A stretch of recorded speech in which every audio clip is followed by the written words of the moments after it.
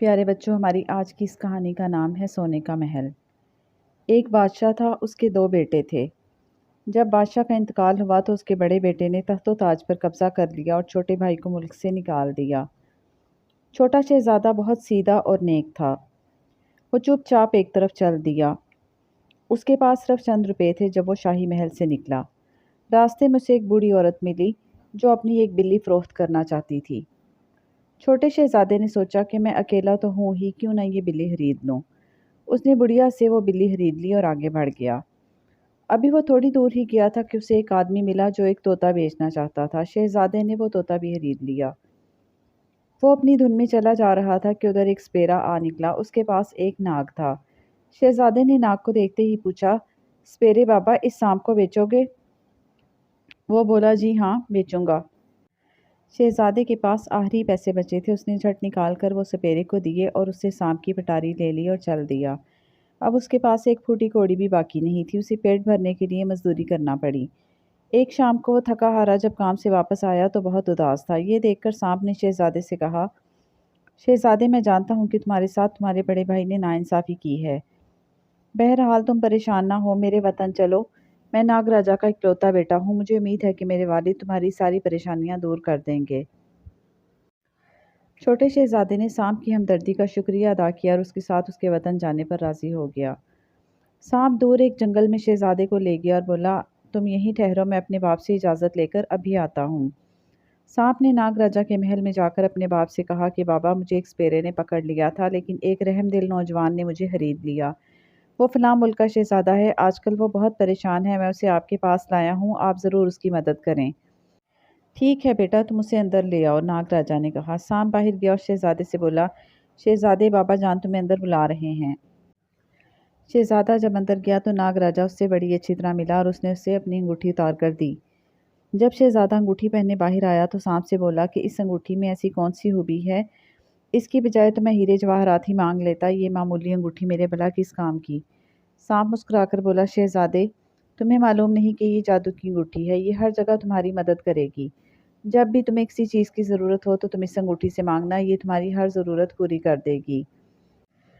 شہزادے نے سانپ کا شکریہ ادا کیا اور پھر انگوٹھی کو دیکھتا ہوا آگے بڑھا۔ جب شہزادہ چلتے چلتے ایک شہر کے پاس پہنچا تو اس نے انگوٹھی کو آزمانے کا فیصلہ کیا۔ ایک گھنے درخت کے نیچے بیٹھ کر اس نے انگوٹھی نکال کر کہا، اے انگوٹھی، میرے لیے کھانے کا بندوبست کر۔ شہزادے کے کہنے کی دیر تھی کہ اس کے سامنے کھانوں کا ڈھیر لگ گیا۔ شہزادے نے پیٹ بھر کر لذیذ کھانا کھایا اور پھر شہر کی طرف چلا۔ شہر پہنچ کر اس نے ایک شاہی اعلان سنا کہ جو کوئی ایک ہی رات میں سمندر کے بیچ میں سونے کا ایک ایسا محل تیار کرے گا جس کی ہر چیز سونے کی ہوگی، تو اس کے ساتھ نہ صرف شہزادی کی شادی ہوگی بلکہ تخت و تاج بھی اسے سونپ دیا جائے گا، اور جو ایسا نہ کر سکا اسے سزا دی جائے گی اور اسے ملک سے نکال دیا جائے گا۔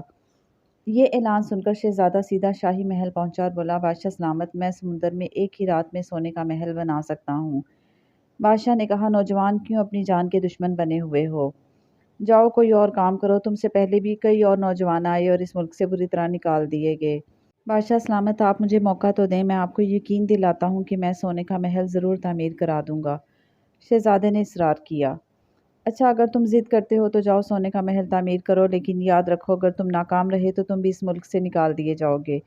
بادشاہ نے اسے تنبیہ کرتے ہوئے کہا۔ شام ہوئی تو چھوٹا شہزادہ ایک جگہ پڑ کر سو گیا۔ پہرے داروں نے اسے سوتا دیکھ کر آپس میں کہا، بہت خوب، یہ صاحب سو کر سونے کا محل بنائیں گے۔ تمام رات شہزادہ خوب آرام کی نیند سویا۔ پھر صبح صبح ہی اٹھ کر اس نے انگوٹھی سے کہا، انگوٹھی، سمندر کے بیچ میں سونے کا ایک محل بنا دو۔ شہزادے کے اتنا کہنے کی دیر تھی کہ دیکھتے ہی دیکھتے سمندر میں سونے کا عالیشان محل کھڑا ہو گیا جس کی چمک دور دور تک نظر آ رہی تھی۔ اس محل کی ہر چیز سونے کی تھی۔ صبح سویرے جب پہرے دار سو کر اٹھے تو سمندر میں سونے کا عالیشان محل کھڑا دیکھ کر حیران رہ گئے۔ وہ دوڑ کر بادشاہ کے پاس گئے۔ بادشاہ وہاں آیا۔ بادشاہ نے آنکھیں مل مل کر سمندر کے بیچ میں سونے کے محل کو دیکھا اور حیران رہ گیا۔ وعدے کے مطابق اگلے دن شہزادے کی شادی شہزادی سے ہو گئی اور تخت و تاج بھی اسے مل گیا، لیکن اب شہزادہ بولا، بادشاہ سلامت، مجھے تخت و تاج کی ضرورت نہیں، آپ ہی اس ملک پر حکومت کریں۔ اتنا کہہ کر شہزادہ اپنی بیوی کو لے کر سونے کے محل میں چلا گیا اور وہاں ہنسی خوشی زندگی گزارنے لگا۔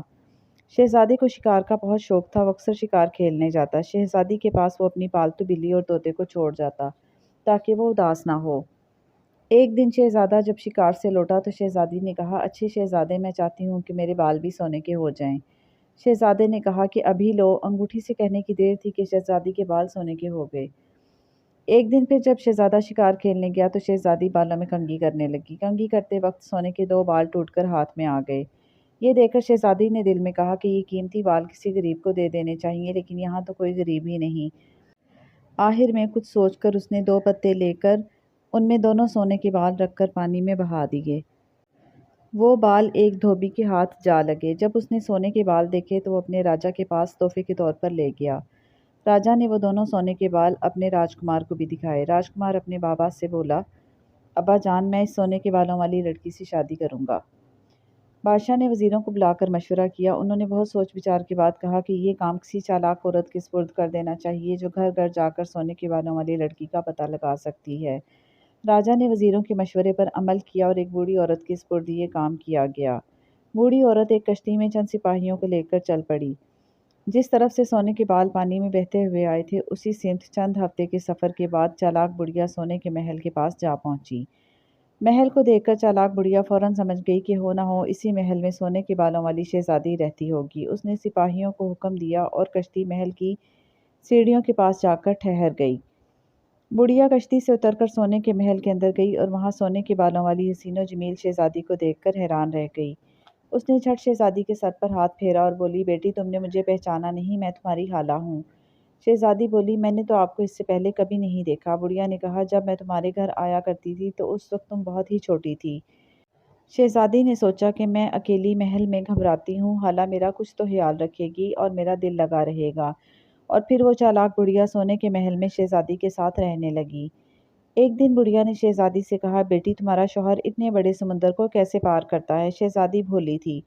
اس نے ساری بات سچ سچ بتا دی۔ ہمارے پاس ایک انگوٹھی ہے جس کی مدد سے وہ بآسانی سمندر کے آر پار جا سکتے ہیں۔ بڑھیا بولی، اچھا تو پھر وہ یہ انگوٹھی اپنے ساتھ لے جاتے ہیں؟ لیکن تم نے یہ بھی سوچا ہے کبھی کہ اگر تمہارے شوہر کو جنگل میں کوئی حادثہ پیش آ جائے تو تم یہاں سے کیسے نکل سکو گی؟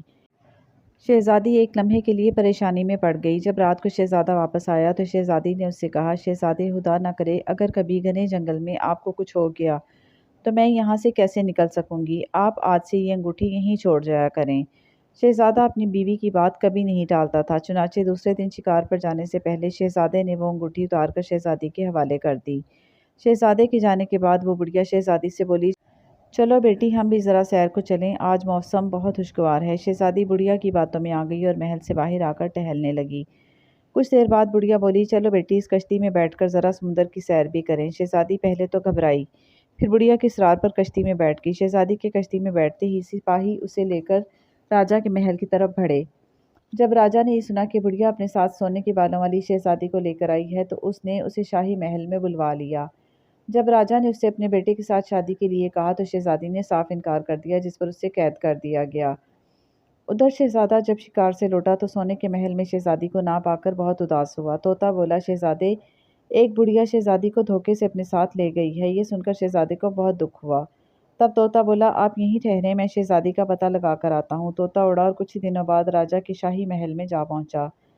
وہاں شہزادی کو دیکھ کر بولا، شکر ہے کہ آپ مجھے مل گئی ہیں۔ انگوٹھی کہاں ہے؟ شہزادی بولی، انگوٹھی تو اس چالاک بڑھیا کے پاس ہے، وہ اسے ہر وقت اپنے منہ میں بند رکھتی ہے۔ اتنی دیر میں بلی بھی جو کہ شہزادی کے ساتھ چپکے سے چلی آئی تھی وہاں آ گئی اور طوطے سے کہنے لگی، بھائی طوطے، تم فکر نہ کرو، میں آج رات ہی وہ انگوٹھی بڑھیا سے حاصل کر لوں گی۔ جب رات ہوئی تو بڑھیا آرام سے سو گئی۔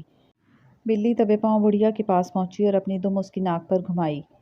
بڑھیا کو ایک زور کی چھینک آئی اور اس کے ساتھ ہی وہ انگوٹھی اس کے منہ سے نکل کر دور جا گری۔ بلی انگوٹھی لے کر شہزادی کے پاس پہنچی۔ شہزادی نے انگوٹھی فوراً طوطے کو دے دی۔ طوطا انگوٹھی چونچ میں دبا کر سونے کے محل میں شہزادے کے پاس پہنچا۔ شہزادہ انگوٹھی پا کر بہت خوش ہوا اور فوراً انگوٹھی سے بولا، اے انگوٹھی، شہزادی کو میرے پاس واپس پہنچا دو۔ یہ کہنے کی دیر تھی کہ اس کی شہزادی اس کے پاس پہنچ گئی۔ اس کے بعد شہزادے نے کبھی کسی اجنبی کو سونے کے محل میں داخل نہ ہونے دیا۔ اور بچوں، آپ کو بھی کبھی کسی اجنبی پر اعتبار نہیں کرنا چاہیے۔ اور اس کے ساتھ ہی ہماری آج کی کہانی ختم ہوئی۔ اب آپ جلدی سے ہمارے چینل کو سبسکرائب کر دیں اور ہماری اس ویڈیو کو جلدی سے لائک اور شیئر کر دیں۔ اللہ حافظ۔